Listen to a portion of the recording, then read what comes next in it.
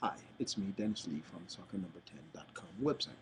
In this video, we'll be discussing how you implement your combinations attack on the soccer field and how you plan your combinations and execute them within various situations on the soccer field. And this is in response to a question that was asked earlier in one of our previous videos. Now, first of all, there are many different combinations attack on the soccer field. When we take it as a team approach and when we look at it from the perspective as an individual player. When we take it from the perspective of a team, we're talking about true passes, we're talking about one touches, triangular passes, set plays, two touches, one touch, and all these combinations are pieces of the puzzle that we will implement in a team combination attack. How we attack on the flank, how we attack through the zone in the midfield, and penetration of different formations. For example, the 4-3-3 or the 3-3-4 or the other formations that are all a part of the tactics, the element, the settings of play.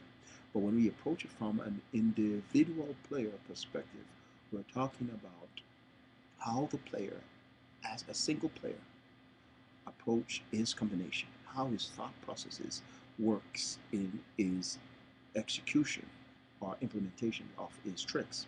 Now, it's very important for you to understand that as a soccer player and you have your combinations set out, meaning you know that you learn how to control the ball, you learn how to pass the ball, you learn how to chest the ball, how to head the ball, and all these other attributes that are contributing to your growth as a soccer player and your development and your skills.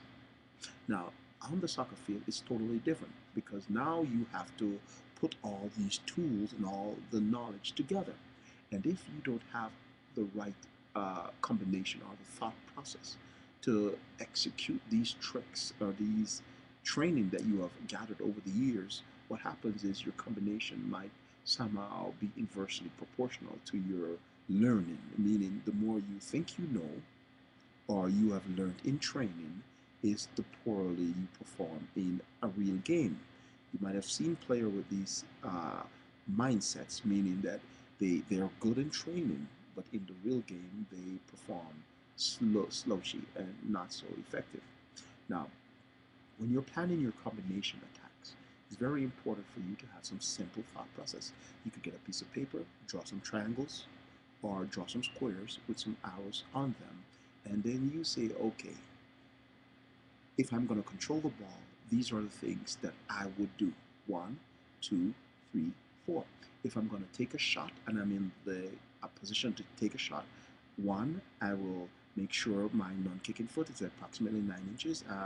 Knee over ball, follow through, and follow through, and all these other attributes: arm swing, waist swing, and you get these things down into processes on a piece of paper.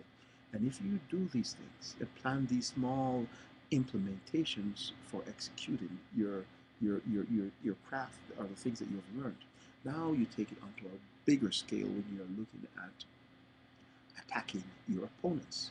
Now, I have actually did a system called the Doctrine of Time that basically shares with you how you can understand how your opponent thinks and how you can trick your opponents from an internal perspective, meaning you know what is his thought processes will be. I don't want it to sound like it's mind reading and so forth, but he's gonna go along these paths of thoughts. And what you will be able to do is change the scenarios along these processes, and those are things that were disclosed, in the Doctrine of Time.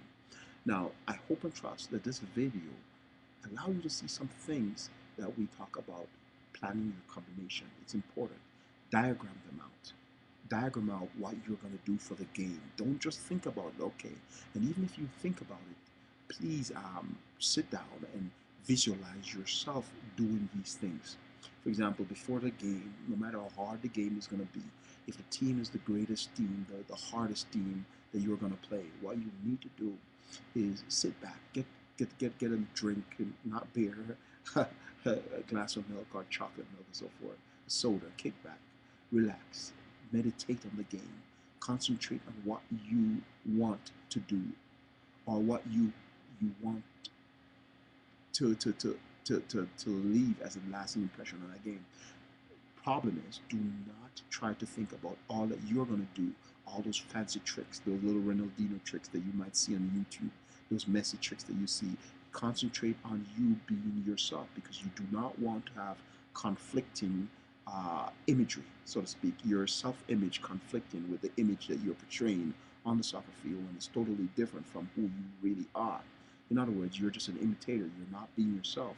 And then when self-conflicts comes on the soccer field, your performance start to downward spiral. Next is try to play in the mindset as the hero.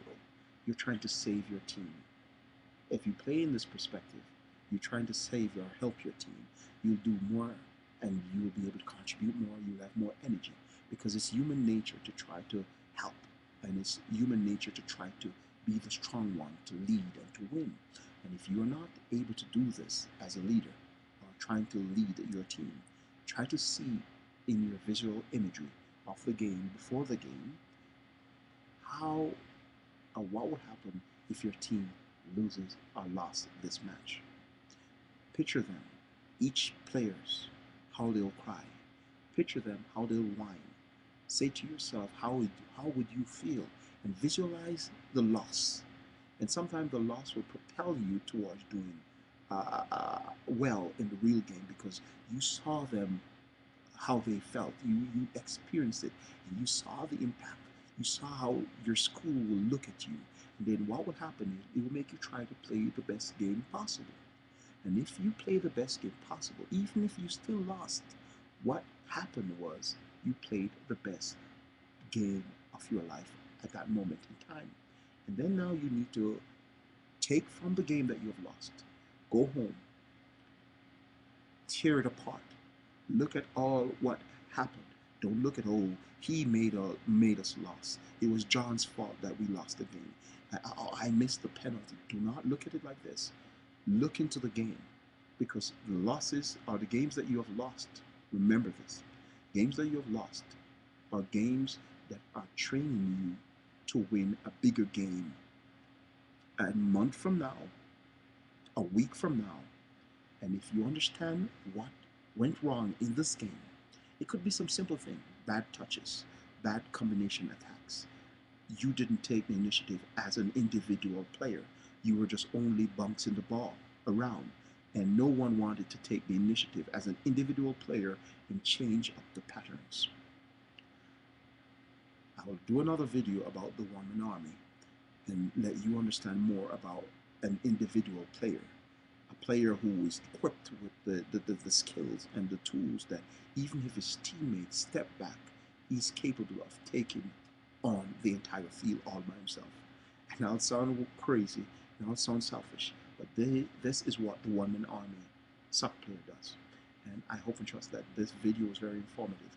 If you like this video and you like more of this type of lecture, one-on-one communication where I'm sharing insights with you and how you can improve your combinations and how you can implement them better.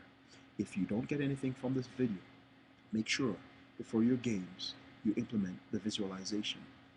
How you feel, what will the results be, watch how you performed in the game, and really mentally see yourself performing in the game.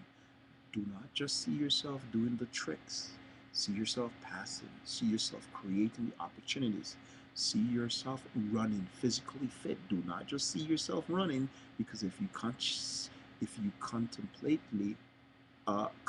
on all just seeing, or if you just think about just seeing, what happens is you go out there and you'll be running and running and running and not passing and doing all the other attributes that helps improve and make you look like a great soccer player and play the best game of your life. I hope and trust you enjoyed this video. My name is Dennis Lee. It was fun doing it. Please take care and visit us at thesoccer10.com. Bye.